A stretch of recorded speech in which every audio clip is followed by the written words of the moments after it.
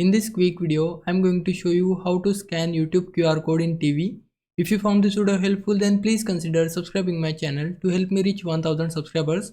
So first of all, open the YouTube app in your TV. Once you open it, look for the sign in option. In case you can't see this option, then go to the left panel and click on sign in, or you can come on sign in here, and then we'll see this QR code. Now what we need to do is get your mobile phone and open the Google Chrome app. Once we open it, tap on the camera icon from the search bar here. Then take your mobile's camera at the QR code and tap on this search icon. Once we tap on it, then this YouTube URL will pop up at your screen. We just need to tap on it, then it will open a new website and it will automatically fetch the code from your TV screen. We don't need to do anything, then just tap on continue to process further. But in case you are not able to scan the QR code using your mobile phone, then just open Google Chrome app in your mobile and search here yt.b/activate and search this website on your mobile, and then we need to enter the code manually from our TV screen. Once we enter the code, tap on continue and then it will process further, and here we just need to select the Google account which we want to use on our YouTube TV. So I'm going with this Google account.